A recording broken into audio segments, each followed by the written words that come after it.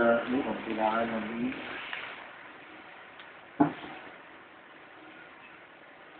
الصلاة والسلام على سيد المرسلين أما بعد فأعوذ بالله من الشيطان الرجيم بسم الله الرحمن الرحيم وقد قال الله تبارك وتعالى في القرآن المجيد يا أيها الذين آمنوا اتقوا الله وكونوا مع الصادقين صدق الله العظيم وصدق رسوله النبي الكريم إن الله وملائكته يصلون على النبي يا أيها الذين آمنوا صلوا عليه وسلموا تسليما اللهم صل على سيدنا ومولانا محمد معدن الجود والكرم وآله وبارك وسلم صلاة والسلام عليك يا سيدي يا رسول الله بلغ العلا بكماله كشف الدجى بجماله حسنت جميع خصاله صلوا عليه وآله سرکار رسالت شہنشاہ نبوت مخزن وجود و صحاوت پیکر عظمت و شرافت مصطفیٰ جان رحمت شمع بزم ہدایت محبوب رب العزت موسم انسانیت مالک جنت شفیع امت صلی اللہ تعالی علیہ وآلہ وسلم کا فرمان عالی شان اللہ تبارک و تعالی کے کچھ ایسے فرشتے ہیں جو زمین پر اترتے ہیں جن کے ہاتھوں میں چاندی کا کاغذ اور سونے کا قلم ہوتا ہے اور جو کوئی نبی محتشم شاہ بنی آدم رسول اکرم صلی اللہ تعالی علیہ وآلہ وسلم پر درود پاک پڑھتا ہے تو اس کا وہ نام سونے کے قلم سے چاندی کے کاغذ پر لکھا جاتا ہے۔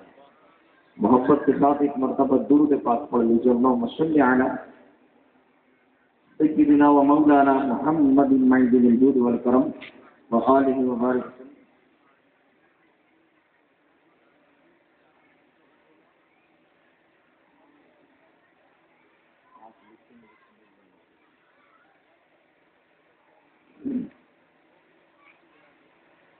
پیارے محترم اسلامی بھائیوں، آج خانقاہ اشرفیہ میں ایک بزرگ علیہ رحمہ کے ایصال ثواب کے لیے ان کا عرس کا اہتمام کیا۔ ان کے عقیدت مندوں نے اللہ تعالی ہم سب کی حاضری کو قبول فرمائے۔ آپ جتنے بھی اسلامی بھائی اس وقت یہاں اس محفل میں بیٹھے ہوئے ہیں، یہ عرض یہ ہے کہ توجہ کے ساتھ آپ اس بیان کو سماعت کریں۔ ہم اولیاء کرام سے محبت کرتے ہیں، ان کی عقیدت اور ان کی چاہت ہمارے دلوں میں جاگزی ہے، اور انہی کی محبت اور ان کی عقیدت کا اظہار ہم اپنے محافلوں میں، اپنے اعراس میں، عرس میں اور محافلوں میں ان کی محبت کا اظہار کرتے ہیں۔ اور یہ جن کا عرس ہے وہ سید مخدوم اشرف جہانگیر دمدانی اشرفی علیہ رحمہ ایصال ثواب کے لیے آج کی یہ پررونق محفل سجائی گئی ہے۔ اور مجھے ایک شیخ سعدی علیہ رحمہ کا قول یاد آیا کہ لمحے بھر کے لیے کسی ولی کی صحبت میں بیٹھنا، ایک لمحے بھر کے لیے ایک ولی کی صحبت میں بیٹھنا میرے نزدیک 100 سال کی عبادت سے بڑھ کر۔ الحمدللہ ہم ایک ولی کی صحبت میں بیٹھے ہوئے ہیں، اور آپ نے یہ دیکھا ہے، بلکہ دیکھا ہے، یقیناً دیکھا ہے کہ جب آسمان سے بارش برستی ہے تو جہاں وہ بارش کے قطرے پھولوں پر برستے ہیں وہاں کانٹوں پر بھی برستے ہیں۔ تو ان کا مزار فائز الانوار ہمارے قریب ہے، اور یقیناً ان کے مزار پر اللہ کی رحمتوں کا نزول ہو رہا ہے، تو جب ان کی مزار پر ہو رہا ہے تو پھر ہم کیسے محروم رہ سکتے ہیں؟ تو یقیناً کچھ نہ کچھ چھینٹے ہمیں بھی ملیں۔ ہم نے تو یہی دیکھا ہے کہ وہ شیخ سعدی علیہ رحمت کسی حمام میں نہانے گئے تو آپ کو کسی نے مٹی پیش کی، تو آپ نے مٹی کو چھوگا تو اس میں سے خوشبو آ رہی تھی۔ آپ نے فرمایا کہ مٹی کی خوشبو کہاں سے؟ حالانکہ تجھ میں خوشبو نہیں ہے، خود ایک بے رنگ بغیر خوشبو کی مٹی ہے، لیکن تیرے اندر سے یہ خوشبو، تیرے اندر سے یہ مہک سمجھ سے بالا تر ہے۔ مٹی کو اللہ تبارک و تعالیٰ نے گویا بولنے کی قوت عطا فرمائی اور کہے کہ یہ میرا کمال نہیں ہے، یہ میرے ہم نشین کا کمال ہے، اور میرا ہم نشین پھول چند لمحوں کے لیے میں پھولوں کی صحبت میں رہی، وہی پھولوں کی خوشبو میرے اندر سرایت کر گئی۔ تو میری صحبت، میری دوستی، میری ہم نشین پھولوں کے ساتھ جب پھولوں کی خوشبو مٹی میں آ سکتی ہے، بات سمجھ رہے نا؟ ایک پھولوں کی خوشبو مٹی میں آ سکتی ہے۔ تل کو اگر گلاب میں رکھا جائے تو تل گلابی ہو سکتا ہے۔ ایک ولی کی صحبت میں ہم جیسے ناکارہ بیٹھ کر اللہ کے مقبول بندے نہیں بن سکتے۔ جب ان پر رحمت برس رہی ہے تو انشاءاللہ ان کے توسط سے ہم پر بھی رحمتوں کا نزول ہوگا، اور یقیناً ہوگا۔ آپ نے کبھی حاجی صاحب کو دیکھا جب حج کرنے جاتے ہیں تو حاجی صاحبان جو ہے وہ صفا مروہ کرتے ہیں، دوڑتے ہیں۔ اب یہ جو صفا مروہ ہے، ان الصفا والمروہ من شعائر اللہ، اللہ فرماتا ہے یہ صفا اور یہ مروہ جو ہے یہ میری نشانیوں میں سے نشانی ہے، میری نشانی ہے۔ اللہ فرماتا ہے یہ میری نشانی۔ بالکل توجہ یہاں رکھیے گا، کیونکہ ہم محفلوں میں جا کر بیٹھتے ہیں، بہت کچھ سنتے بھی ہیں، لیکن چند لمحوں کے بعد ہم وہ ساری باتیں بھول جاتے ہیں۔ ایک تو ہماری محفلوں میں نظم و ضبط نہیں ہوتا، کوئی اٹھ رہا ہے، کوئی جا رہا ہے، کوئی آ رہا ہے۔ محفل سجانے والے نے ہزاروں روپے خرچ کیے، لیکن آنے والے شاید یہ بھول جاتے ہیں کہ میں کس جگہ جا رہا ہوں۔ اگر کسی کھانے میں ہو یا کسی بڑے افسر کے اس کے دفتر میں جائے تو پھر کیسا انداز ہوتا ہمارا بیٹھنے کا اور بات کرنے کا انداز کیسا ہوتا ہے۔ تو محافل تو پھر آپ کو پتہ ہے سید الانبیاء کی محفل اور پھر سید الاولیاء کی محفل اولیاء کرام سے نسبت ہے محفل ہو، تو اس میں تو ہمیں زیادہ ادب رکھنا چاہیے۔ جو با ادب با نصیب اور بے ادب بد نصیب، جو جتنا ادب کرتا ہے اللہ اس کو اتنا عطا کرتا ہے۔ اللہ تعالیٰ ہمیں ادب نصیب کرے اور ادب والوں کے ساتھ ہی دنیا میں رکھے، اور ادب والوں کے ساتھ ہی قیامت کے دن اٹھائے، اور ادب والوں کے ساتھ ہی جنت میں داخلہ نصیب فرمائے۔ پیارے محترم اسلامی بھائی، اب اللہ فرماتا ہے کہ صفا مروہ ہے، یہ دوڑنا، یہ میری نشانی ہے۔ واٹ از نشانی؟ کون سی نشانی؟ کیا نشانی؟ دوڑی کون سی؟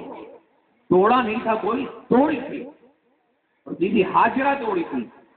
بی بی ہاجرہ کون تھی؟ نبی کی والدہ تھی، حضرت اسماعیل علیہ السلام کی والدہ بی بی ہاجرہ رضی اللہ تعالی عنہا، ٹھیک ہے، اور حضرت ابراہیم علیہ السلام کی زوجہ تھی۔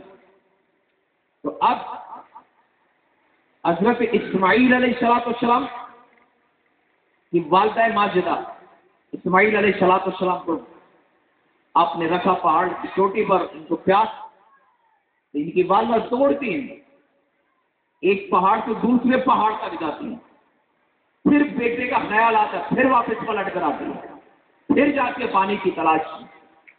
یہ عمل وہ 7 مرتبہ کرتی ہے۔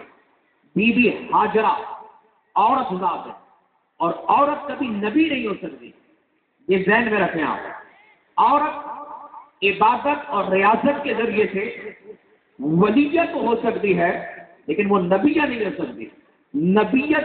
نبوت صرف اللہ نے مردوں کو عطا کی ہے.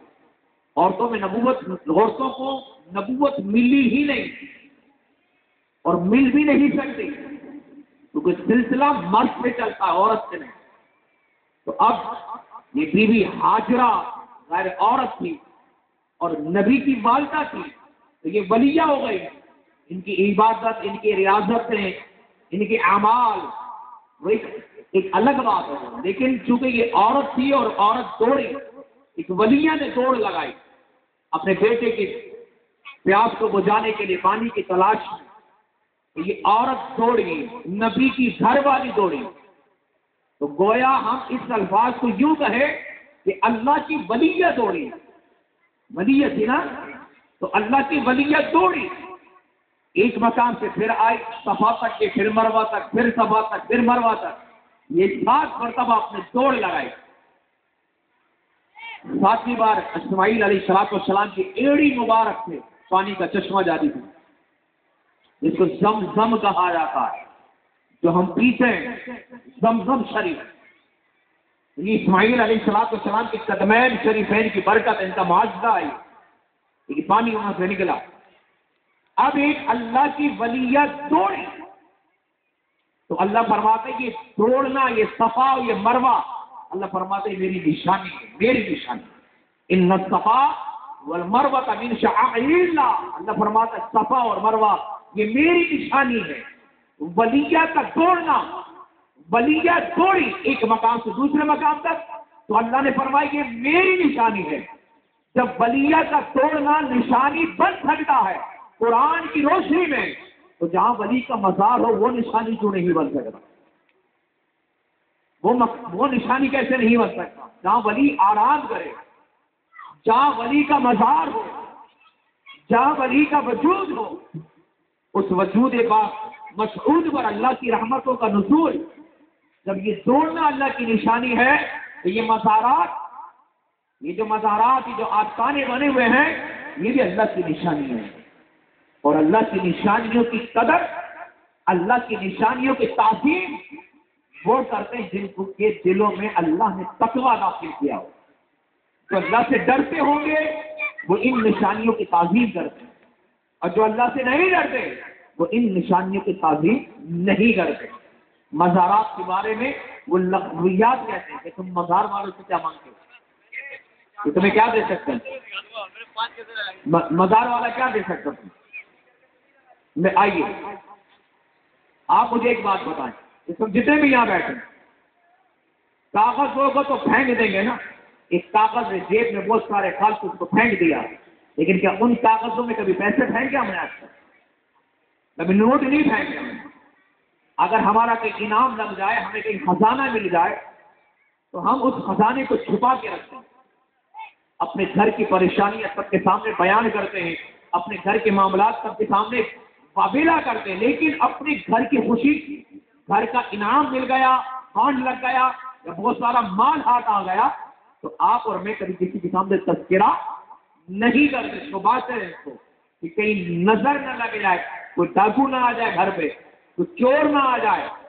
اور اس کا اندازہ آپ اس بات سے لگا سکتے ہیں کہ رات کو سوتے وقت ہم اپنے دروازے بھی بند کر لیتے ہیں، کھڑکیاں بھی بند کر لیتے ہیں کہ گھر میں چور نہ آ جائے، کہ زیور رکھا ہے، خزانہ رکھا ہوا ہے، بیٹی کا خزانہ ہے، زیور ہے، تو چور لے نہ جائے. بند کرتے ہیں نا، دکان کو کیوں بند کرتے ہیں؟ اندر خزانہ ہے. گھر کو کیوں بند رکھتے کہ اندر خزانہ ہے؟ تو دنیا کے خزانوں کو بچایا جاتا ہے نا، بچاتے ہیں، آپ بھی بچاتے ہیں، ہم بھی بچاتے ہیں. اور جب دنیا میں یہ گھر غیر محفوظ ہو جائے تو پھر یہی خزانہ بینک میں رکھواتے ہیں کہ چلو یہاں تھوڑی سیفٹی ہے، یہاں بچے رہے گا، یہ ہمارا یہ خزانہ، یہ ہماری یہ دولت، جب ضرورت پڑے گی تو نکال دیا کریں گے. تو اب یہ دنیاوی خزانہ بچانے کی تدبیریں میرے اور آپ کے دماغ میں بہت ہیں. آپ سمجھ رہے ہیں؟ یہ بچے دیکھیں، یہ ہے، یہ جو میں نشانی آپ کو بتا رہا ہوں، ہماری محفلوں کی جو کمزوری ہے نا، یہ ہے. ان بچوں کو محفلوں میں ضرور لائے، لیکن ان کو آداب کی سیکھیں. تو محفل میں کیسے بیٹھے جائے؟ اور یہ کون کر سکتا ہے؟ یہ گھر کا بڑا کر سکتا ہے، گھر کے سرپرست کر سکتے ہیں. اور ابھی بھی یہ بچے باتیں کر رہے ہیں، دیکھیں آپ میں سے کوئی میری اردو لگتا ہے کسی کو سمجھ میں نہیں آ رہی تو اس کے بیچ میں بیٹھ جائیں، ان کو سمجھائے، شاید میں سمجھوں دیواروں سے باتیں کر رہا ہوں. بیٹا پیچھے ہو جاؤ. پاک پڑھ لیجیے اللہ مسلم میں آنا ہے کہ مولانا محمد مائد الجود والکرم باتیں. ٹھیک ہے، جب لنگر بٹے گا پھر باتیں کریں. درود پاک پڑھ